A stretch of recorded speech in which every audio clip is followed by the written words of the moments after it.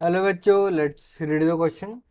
And the question here says, discuss the mechanism of enzyme action. Enzyme action का जो है हमें mechanism बताना है कि enzyme कैसे act करते हैं. Okay.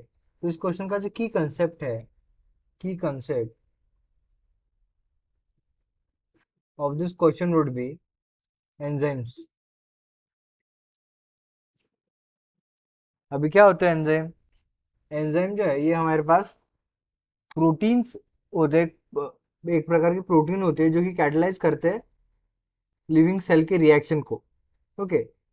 ये एज ए कैटलिस्ट काम करते हैं लिविंग सेल में. एंड ये जो है ये रेट ऑफ रिएक्शन इंक्रीज करते हैं, केमिकल रिएक्शन जो होती है उसको इंक्रीज करते हैं. और ना ही ये कभी कंज्यूम होते हैं, ये एंजाइम जो है ना ही कंज्यूम किए जाते हैं, ना ही कभी कन्वर्ट किए जाते हैं या फिर अल्टर किए जाते हैं. इनका बस यूज होता है कि केमिकल रिएक्शन में जाना, रिएक्शन को कैटलाइज करना और वहां से निकल जाना. ना चेंज होते हैं, ना ही कन्वर्ट किए जाते हैं, ना ही कंज्यूम किए जाते हैं. सो protein, they are protein that act as a catalyst.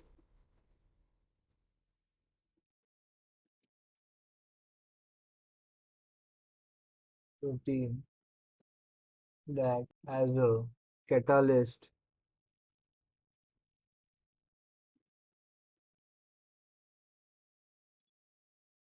Okay, in living cell, which increases the rate of reaction.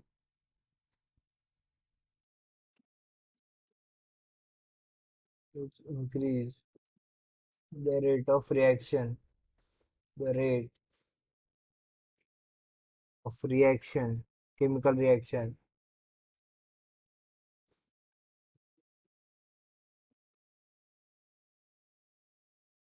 And they are not consumed in this reaction, or they are not changed in this reaction without getting consumed, or without any changes in itself. Without getting consumed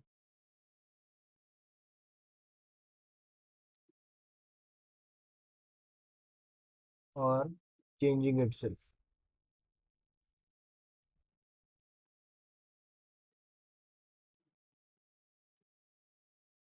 example की अगर हम बात करें, सो हमारे पास kinase है, isomerase है.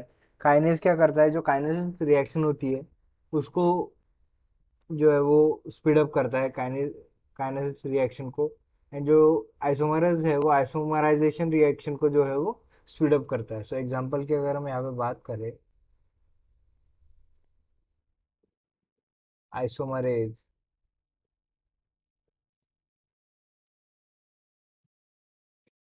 अब इनका वर्क करने का मैकेनिज्म कैसा होता है?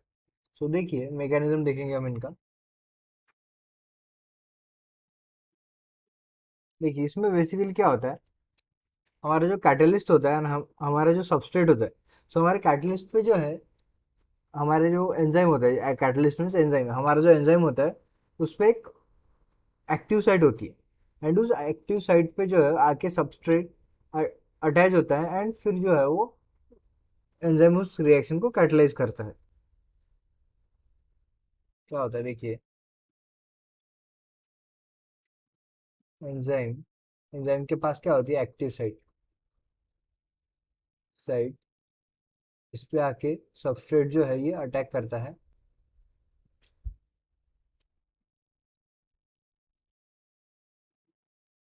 सबस्ट्रेट आके इस एक्टिव साइट पर अटैच हो जाता है. एंड फिर इस सबस्ट्रेट का जो है वो कन्वर्जन होता है इस एक्टिव साइट के थ्रू प्रोडक्ट में. ठीक है, अभी अटैचमेंट देख लिया. अभी इसके बाद ये जो एक्टिव साइट होता है, ये एक्टिव साइट जो है वो स्पेसिफिक होता है उस स्पेसिफिक सबस्ट्रेट के लिए. मीन्स कोई और सबस्ट्रेट आके उस एंजाइम में जो है वो प्रोडक्ट नहीं बना सकता. सो ये जो है ये बेसिकली लॉक एंड की मैकेनिज्म होता है. जिस लॉक जो की है वो स्पेसिफिकली उसी लॉक को खोलेगी. Okay. The active region is specific region of enzyme which combines with substrate. Okay. So अगर हम डायग्राम की हेल्प से देखें, यहाँ पे हमारे पास ये जो है ये एंजाइम. एंड ये जो है ये हमारे पास है उसकी एक्टिव साइट. एंड ये हमारे पास रेड कलर में है सबस्ट्रेट। अभी जब ये सबस्ट्रेट जाके उस एक्टिव साइट पे अटैच होगा, तब जो है ये बनाएगा एंजाइम सबस्ट्रेट कॉम्प्लेक्स, एंड फिर जो है वो उसका सबस्ट्रेट का जो है वो कन्वर्जन होगा प्रोडक्ट में। सो ये हमारे पास बनाएगा, ये हमारे पास है एंजाइम सबस्ट्रेट कॉम्प्लेक्स।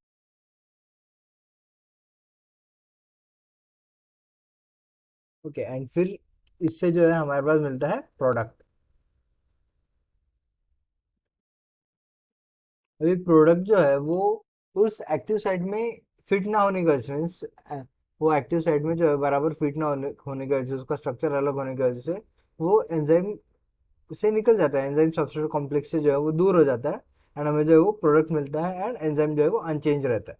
सो ये मैकेनिज्म जो है ये एक्सप्लेन की जा सकती है लॉक एंड की मेथड से, लॉक एंड की मैकेनिज्म से।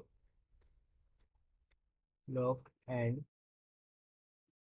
की मेथड, लॉक एंड की मेथड से, क्योंकि जो सबस्ट्रेट, जो एंजाइम का एक्टिव साइट होता है, वो एक्टिव साइट जो है स्पेसिफिक रहता है उस सबस्ट्रेट के लिए, एंड वो सबस्ट्रेट जो है वो ही आके उस एक्टिव साइट पे कॉम्प्लेक्स बना सकता है एंड वो प्रोडक्ट बना सकता है। So I hope you understood the explanation. Best of luck, thank you.